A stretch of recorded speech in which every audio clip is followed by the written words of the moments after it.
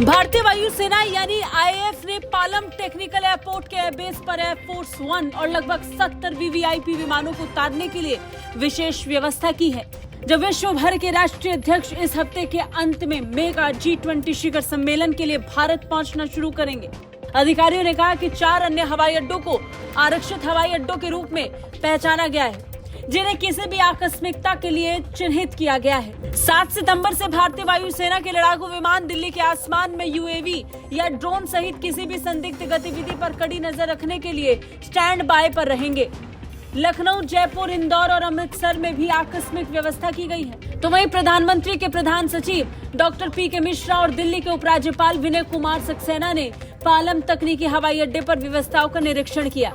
केंद्रीय गृह मंत्रालय, इंटेलिजेंस ब्यूरो, नागरिक उड्डयन सुरक्षा ब्यूरो, केंद्रीय औद्योगिक सुरक्षा बल और दिल्ली इंटरनेशनल एयरपोर्ट लिमिटेड के अधिकारियों के साथ एक उच्च स्तरीय बैठक में 4 आरक्षित हवाई अड्डों की पहचान की गई।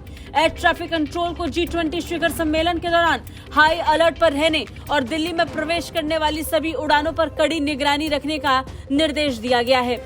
किसी भी आपातकालीन स्थिति के मामले में उड़ानों को 4 अन्य हवाई अड्डों में से किसी भी एक पर डाइवर्ट किया जाएगा, जो आकस्मिक योजना का हिस्सा है। G20 सुरक्षा व्यवस्था संभालने वाले एक अन्य वरिष्ठ अधिकारी ने बताया कि वीआईपी तकनीक हवाई अड्डे पर उतरेंगे, लेकिन उन्हें ले जाने वाले विमान और निजी जेट दिल्ली हवाई अड्डे पर पार्क किए जाएंगे।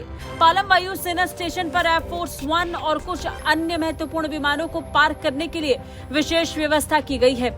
स्टेशन वायुसेना की सुरक्षा में है। इन सभी वीवीआईपी विमानों को दिल्ली हवाई अड्डे के बे 1 और बे 3 में पार्क किया जाएगा, क्योंकि वे औपचारिक लाउंज के बहुत करीब है। उनके मुताबिक एयरपोर्ट टर्मिनल 1 और कार्गो टर्मिनल पर पार्किंग की जगह चिन्हित कर ली गई है। उन्होंने आगे कहा कि G20 शिखर सम्मेलन के लिए हमने पहले ही दिल्ली हवाई अड्डे पर विमानों की आवश्यक पार्किंग के लिए प्रावधान कर दिए हैं। लगभग 18 विमानों को पालम बेस पर रखा जाएगा। सर्वोच्च प्राथमिकता सभी के लिए एक सहज और कुशल यात्रा अनुभव सुनिश्चित करना है। दिल्ली हवाई अड्डा एक समर्पित टर्मिनल के साथ साथ 72 चार्टर विमानों की प्रभावशाली पार्किंग क्षमता का दावा करता है।